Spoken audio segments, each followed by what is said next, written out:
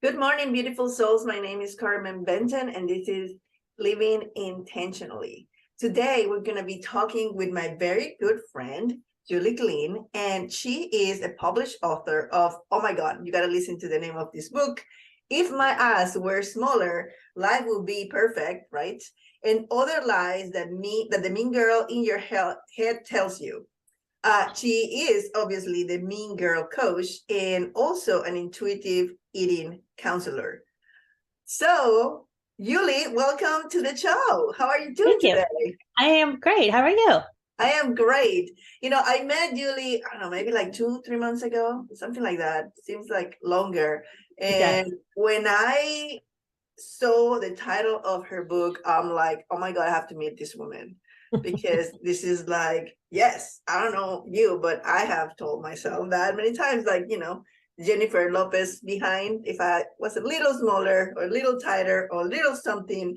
And then when I actually kept reading through the title of her book, it's like, yes, these are all lies that we tell ourselves that keep us nothing but stuck in life without really trying to pursue what we want, try our best. And it's kind of like excuses that we use for like survival mechanisms. So I'm like, I need to know this woman. And then we met, and, it's been a blessing because she's just a giver and lover. And I just like, we really connected. So I'm so glad you're here today.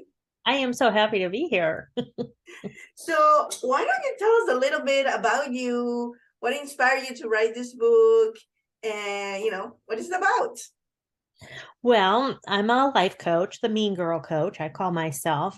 I was inspired to write it because I just saw coming up to surface so many times with clients that there was a voice that was holding them back. And it kind of rang true with me because that happens with me too. So I was like, I would hear them say, and I'd be like, it would be really hard to be like, yeah, I know, right? Because I knew what they were talking about. And so then I was like, maybe we need to kind of like dig a little bit deeper and uncover the root of this voice that, like you said, it holds us back and we believe it. And there's like different levels of impact that people are affected by this voice. And so that's what kind of got me going. And I felt like the number one excuse, not excuse, but message that I was hearing had to do with size and shape of our body. And I get a lot of compliments. I do work, or not workshops, I do events, author events, women's expos, and I set up a booth with my book, and I get so many comments about the title. And I was like, it has some oomph behind it. It's got a little bit of shock value, but it hits straight at one of the number one messages women get in their head that they can't get over. And that is, if I could just change the size of my ass, Right. everything would be perfect. And I had a coach a long time ago that she teaches marketing, and one of the things she was saying is if you can actually speak not only the marketing lingo, but on the exact terms that your ideal person speaks, Mhm, mhm. then you got there. And Right. I mean, I know I've said exactly those phrases to myself. Right, right. And I had thought when I initially started it, I had really thought that I was going to go with something like, if I could change the size of my ass, life would be perfect. But as it started to progress more and more, and I was getting feedback, because I do hear a lot when I go to expos and stuff, this some people, it's not big enough, it's too small, it's too big, it's not tight enough, not round enough, all of these things. And it was like, it's broad, but for the most part. And then it also has the shock value of, oh my gosh, did you see that? You know how many people walk by my booth and like, oh, did you see that? And men will tap their wife, honey, did you see that? You say that all the time. Oh, those guys are probably getting in trouble. And the funny thing is that then people will laugh and then they'll apologize.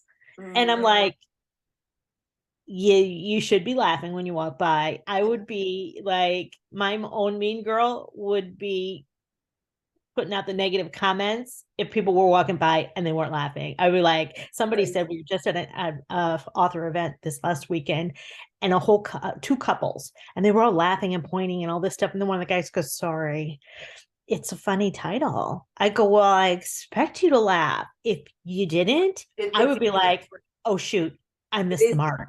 it is actually brilliant. And, you know, my first reaction was like, dang, you gotta come up with a title like that. Right?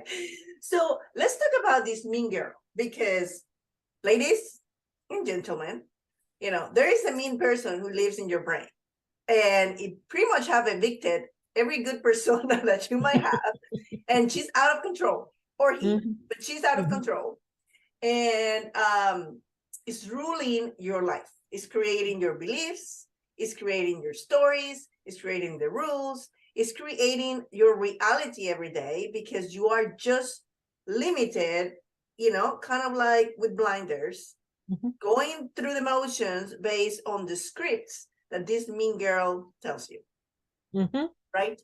So what are some tools, and you know, I'm a coach myself, but you know, let's chat about this.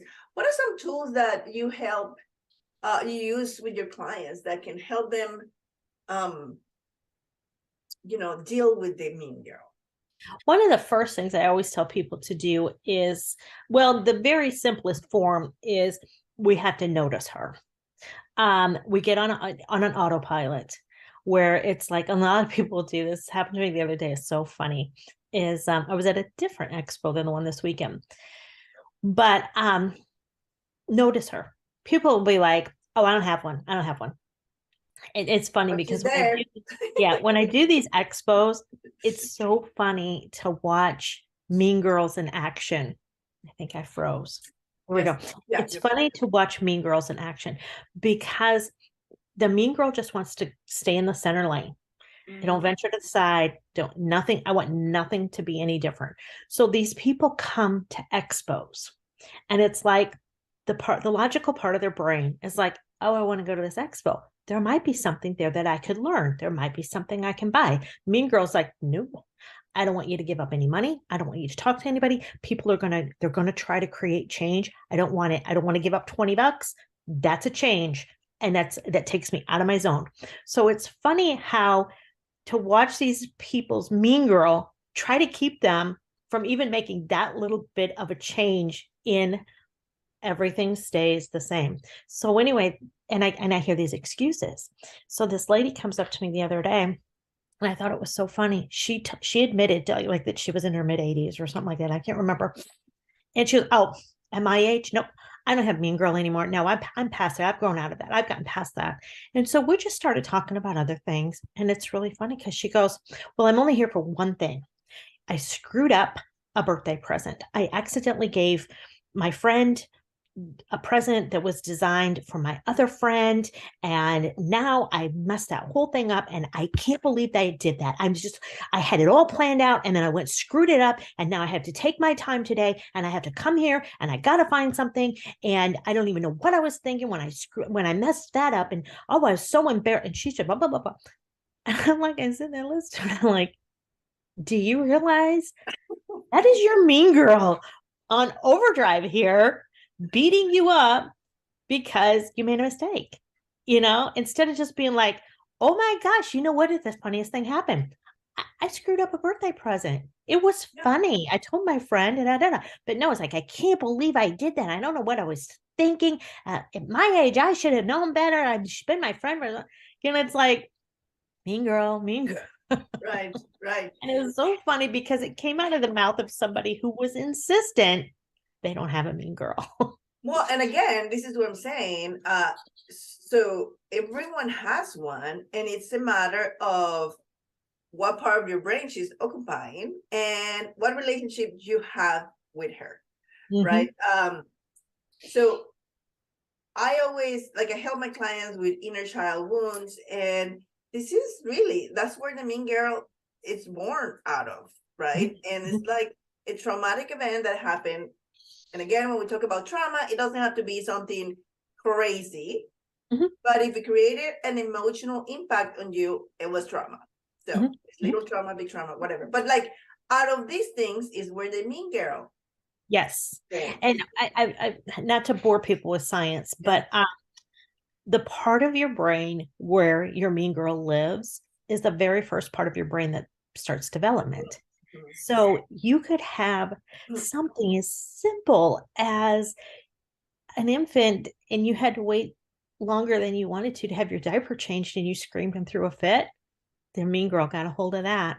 And now mean girl is just like, oh, you can't rely on people. Oh, I don't like things to be wet. I don't like to sit on wet seats. I don't like, they hang on to that and then it stays forever. The part of your brain that combats mean girl doesn't develop until you're like in your teens and early, maybe even early 20s, depending.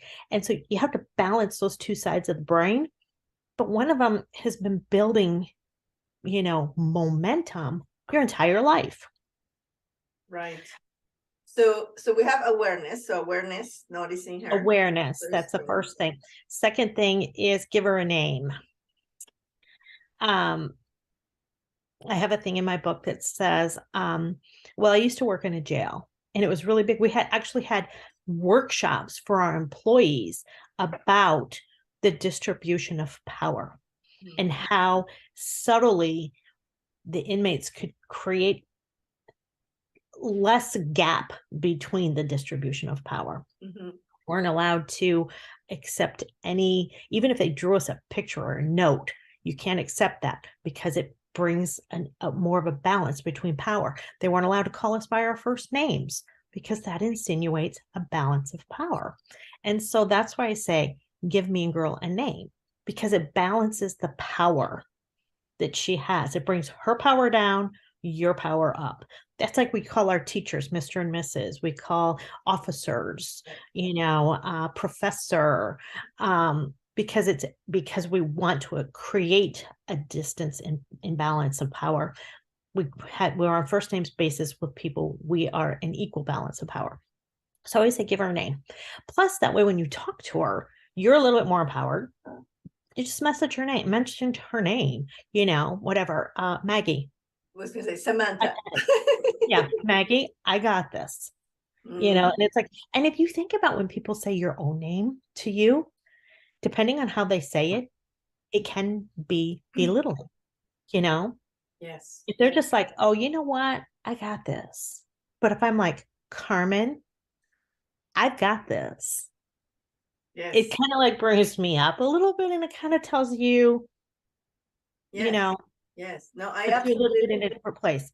I absolutely love that. And thinking in some of the things I do, whenever and I don't call it the mean girl, but it's essentially kind of the same thing when I'm finding the fragment of yourself that is holding to a pattern, right? And so if it's a childhood thing, I'll take you through meditation, and with support of your higher self, to be able to hold that version of self and say, hey, I got you, or you're gonna be okay, or I'm gonna protect you, whatever it is that Right.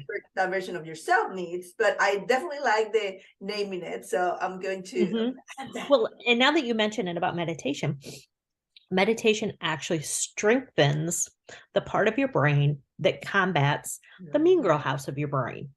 And so that is another step or a tool to bring you off of autopilot and to strengthen that other part of your brain. I mean, if you think about it, if you think about like anything where there's competition, whether it's like a basketball game or wrestling or something, if you've got somebody who's been practicing and building on that skill for 25, 30, 40, 50 years, and now all of a sudden you get somebody coming in and they've never, ever worked on it before, you have a huge imbalance of strength.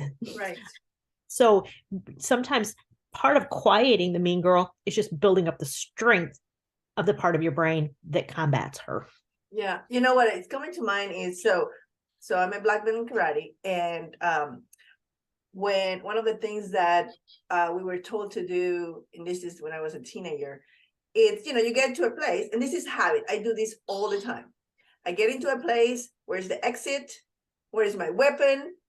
Never give my back to the door. It's not feng shui. It's just I need to see who's coming in. And once I have all, my checklist of things I go through, I disconnect from it. I relax. Because my brain knows exactly what to do. If there's an intruder, I know where the bottle is and I can crack it. I mean, it's just self-defense, right? It's not like, but the practice is reminding me that, because as you meditate, as you connect, as you practice in your head, what is it to be nice to yourself? How would you, say nice things instead of like disempowered things? How would you react in a situation that you normally get triggered? So you actually call your power back. You practice those behaviors through meditation or quiet time when you are not put on the spot. And then it becomes eventually an automatic response that can quiet the fear. Right. I love that. Love that. Yeah.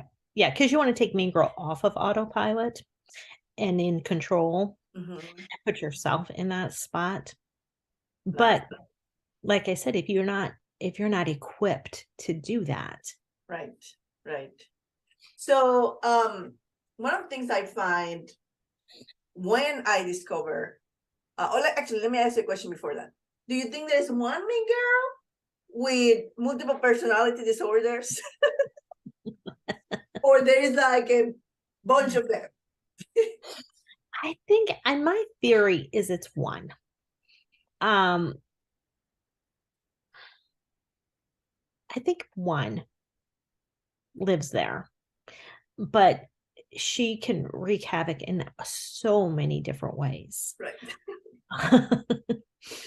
She's a schizophrenic, but yeah. But I think that ultimately her ultimate goal is just to keep us safe emotionally and physically. Absolutely. Keep us safe from embarrassment, keep us safe from disappointment and failure and heartache. And the more she discovers that we can do that and experience that without it being debilitating, the more it's kind of like, well, and I think, we have a relatively new puppy. The first day we had him, he barked a lot. He's gotten way better at it. But in the beginning, he thought everything was dangerous. I have no idea. I have no idea what that is. I have no idea what that is. Right. And he barks and we ignore him. And he discovers it's nothing.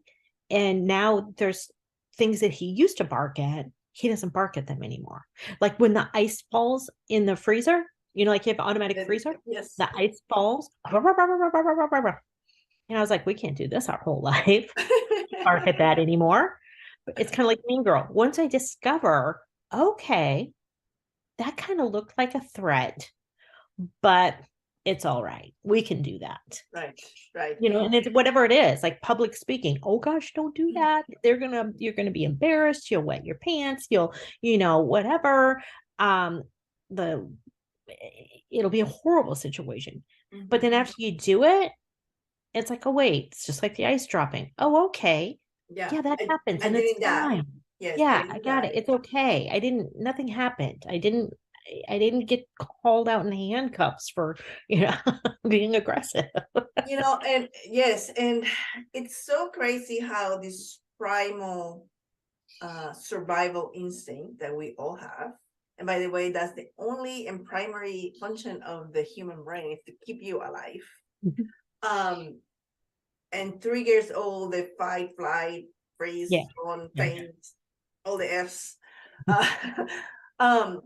It's really just, and when you understand that, it's really just trying to keep you alive, right? Like you're doing something new, or you're doing something that hurt you in a way or fashion earlier. And the perception of pain, of hurt, it's different as you grow up. But when you were little, something as innocent. I mean, I had a client one time that all her self-worth issues were because one time her mom, when she was 7 years old, told her that she couldn't have the Häagen-Dazs brand of ice cream. She needed to have the cheaper one. And I mean, I felt horrible first because I probably have said that to my kids.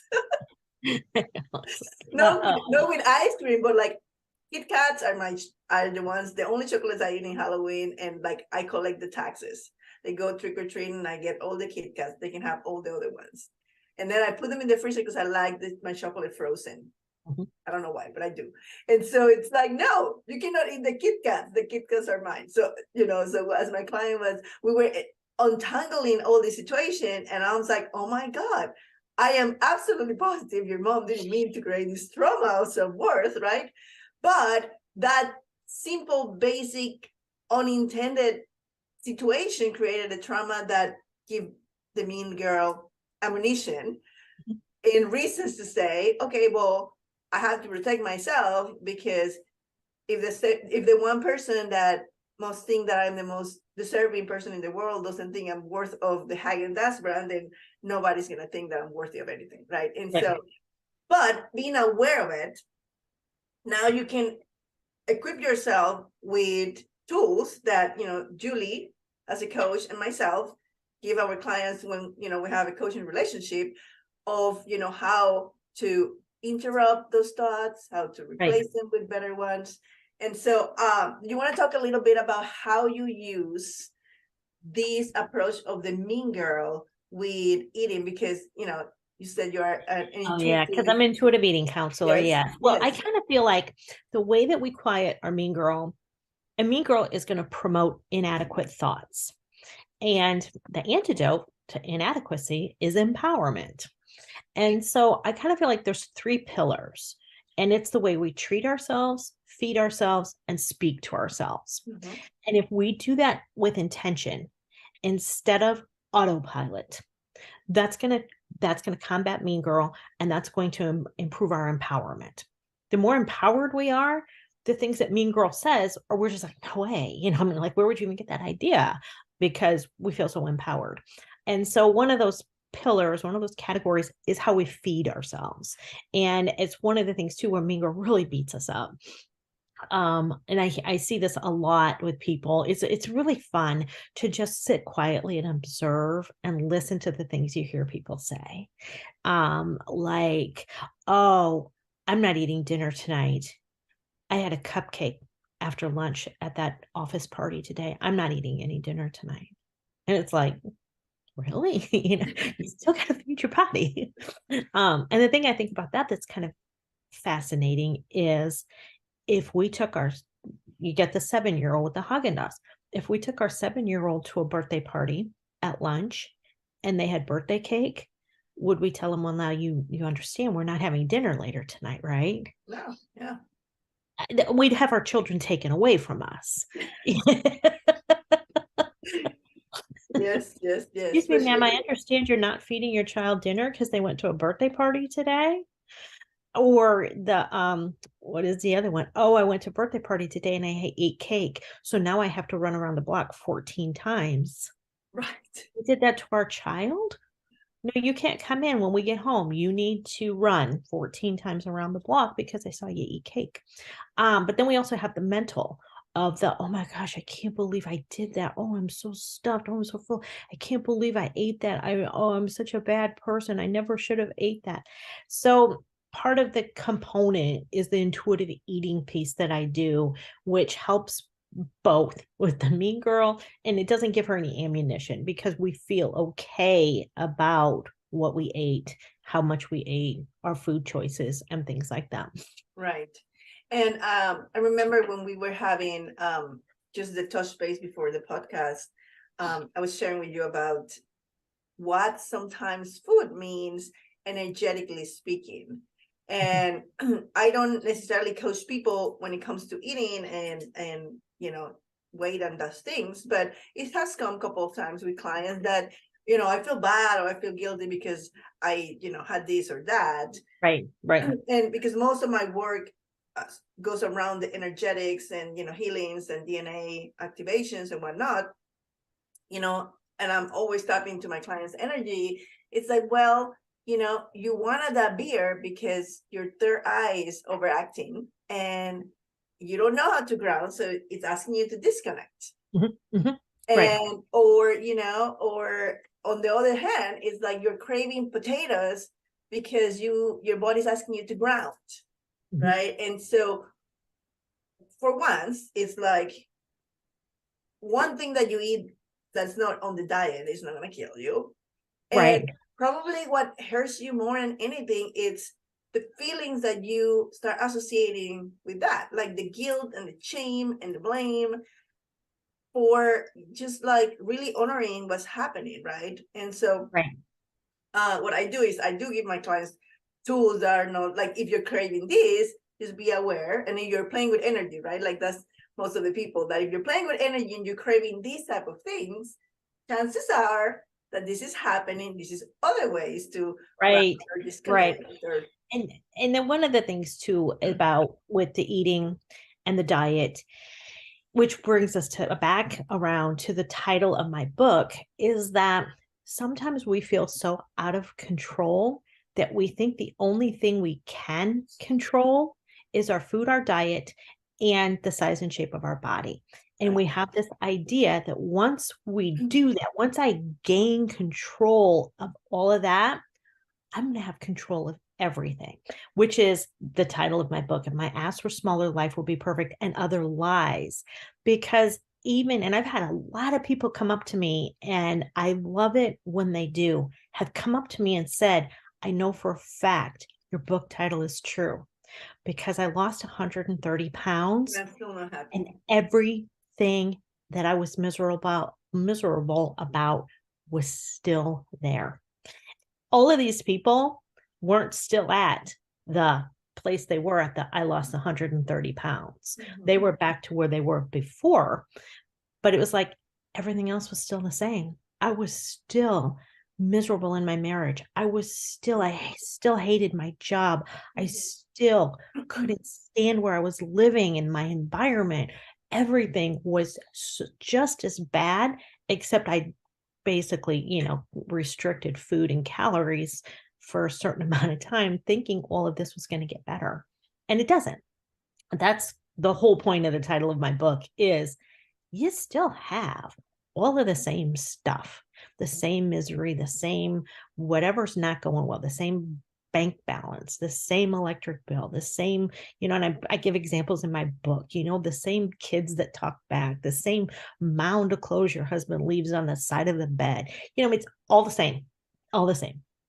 Then it doesn't matter, but we feel like that's an area where we might have some control. And so we grab at it instead of doing the work of, well, how do I fix the other things that aren't working for me?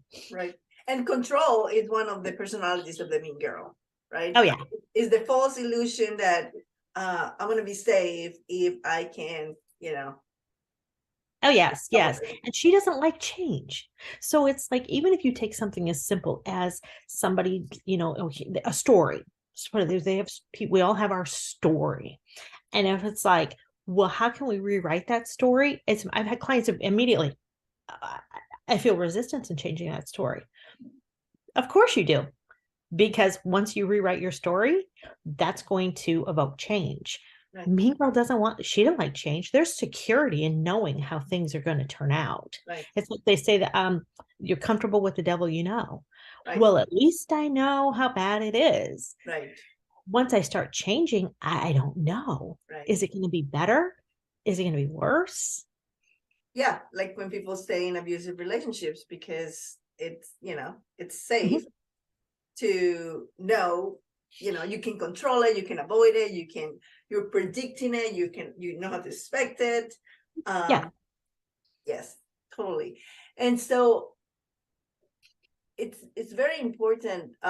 This work and these topics are so important because people I've been there, I had to tame my mean girl. I thought there were a lot of them, but maybe it was just schizophrenic. But it's possible, I guess, but that's what I'm trying to say. We don't evict her. She's always going to be part of you, but understanding, loving with compassion. I actually really like the naming her and, creating that balance of power. I think that's brilliant. But everyone needs to do this work. Everyone. Oh, yeah. And so it's not something, and please, if you are like that 8-year-old lady, like I don't have one, You do. And the fact that you think you don't have one, that's your mean girl talking. Exactly. Exactly. So I want to make sure everyone knows how to get a copy of your book, because it's such an important topic. I'm actually gonna get it from my daughter. I saw her like a sailor, so I'm perfectly fine with that. Um, but it's like, yeah, it's like, let's stop saying lies to ourselves and just make your life better by making 1% change every day, right? Right. Just one little step in the right direction every day. Yeah, that's all it takes. And before you know it, it's like compounding interest, right? Before you know it, Right. you look Yes. back and Before it's you like, know it. look where I am. Well, that's beautiful. So, Julie, is there anything else you would like our listeners to know, where to find you? You can Um, find my book on my website, and those are signed copies. So I tease people, and I'm like, first edition signed copy be worth millions at some point, I right? know. Those are on my website at Julie Glynn, my name, julieglynn.com. It's JuliGlynn.com. We'll put it Um, at the yeah. description of the podcast so everyone can And click. then digitals are available pretty much anywhere you can buy a book online. That you can get the digital, Amazon, Barnes and Noble. I don't even know all of them, but they're all over digital copies. That's beautiful. Awesome. And then I suppose once someone has the book, then there's ways to contact you from there. Yes, well, you can also contact me through my website. And then my email is my name too at yahoo.com. Yes. Awesome. Well, that's beautiful. Super simple. Super simple. Yeah. Yeah. Well, this has been such a great conversation and such an important topic. So I'll be curious to see if you have a name that you're going to give your mean girl. I'm curious. So I would love for you to drop it in the Oh yes, comments, I love hearing it. right? And the other thing is too is it takes people a long time and sometimes they can't come up with a name. And it's weird. Just recently I've been using my own intuition and people have messaged me, and I have a Facebook group of people who've read my book, and in there I asked who's named their mean girl and who needs help. And a bunch of people are like, I need help. And I just kind of used my intuition. Yes. And I thought about the person and I just sat for a minute, and then I was like, whatever came into my head. And I was like, this is your mean girl's name. Yeah. And almost everybody has been like, I love it. Perfect. Nobody's come back and been like, well, that's my sister's name. Or, Well, maybe that's your mean I girl know. So I'm for a like, reason. I just give it some thought, and I thought at first, oh, I'll just pull out of a stack of names. But then I was like, no, let me give this some thought. And I sit with it for, just a minute or so, and a name pops into my head. And that's what they get. So sometimes naming it can be complicated. And if that's the case, I'm happy to help. That's so fun. Super happy Okay, to help. so everybody who's watching the show, just comment below either what's the name of the girl that's in the attic right there, or if you need help, and then Yeah, Julie tap in. absolutely. I love naming girls. Hopefully, we didn't offend anyone with the names that we said here. But I think I'm calling mine Samantha. I don't know why. I call mine Maggie Maggie. because it's the part of the brain where she lives. The Yeah. Magdala, Yes. Magda Yes. something.